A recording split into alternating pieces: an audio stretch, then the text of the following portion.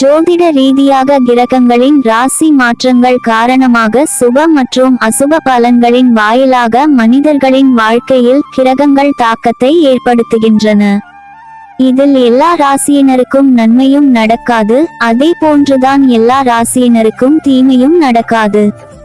மேலும் ஒரு கிரகம் சாதகமான இடத்தில் இருந்தால் நன்மையும், இன்னொரு கிரகம் சாதகமற்ற திசையில் இருந்தால் கெடுபலன்களும் நடக்கும். அப்படி ஜோதிடத்தில் 27 கிரகங்கள் இருக்கிறது. இந்த 27 கிரகங்களில் குரு, சனி, ராகு மற்றும் கேது ஆகிய கிரகங்களின் பெயர்ச்சி ரொம்பவே முக்கியம். இந்த வருடம் இந்த 4 கிரகங்களின் பெயர்ச்சி நிகழ இருக்கிறது.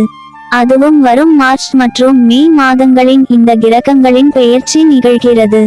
அதற்கு முன்னதாக பிப்ரவரி 26ஆம் தேதி வரும் மகாசிவராத்திரி எந்தெந்த ராசியினருக்கு என்ன பலன் என்று பார்க்கலாம். மகாசிவராத்திரி நாளில் சூரியன், புதன், சந்திரன், சனி ஆகிய கிரகங்களின் சேர்க்கை கும்ப ராசியில் நிகழ்கிறது. இந்த 4 கிரகங்களின் சேர்க்கை காரணமாக சதுர்கிரகி யோகம் உருவாகிறது. இந்த சதுர்கிரக யோகம் 50 ஆண்டுகளுக்கு பிறகு உருவாகும் நிலையில் இந்த 3 ராசியினருக்கு தாக்கத்தை ஏற்படுத்த போகிறது. மிதுன ராசிக்கான சதுர்கிரகி யோக பலன். கும்ப ராசியில் புதன், சனி, சூரியன் மற்றும் சந்திரன் ஆகிய கிரகங்களின் சேர்க்கையால் உருவாகும் சதுர்கிரகி யோகம் மிதுன ராசிக்கு 9வது வீட்டில் நிகழ்கிறது.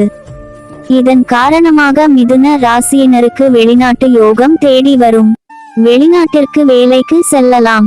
மகன் அல்லது மகளுக்கு வெளிநாட்டு வரன் அமையலாம். அலுவலகத்தில் அடுத்தடுத்து வேலைகளை முடித்து உயரதிகாரிகளின் பாராட்டுகளை பெறுவீர்கள். வேலையில் முன்னேற்றம் இருக்கும்.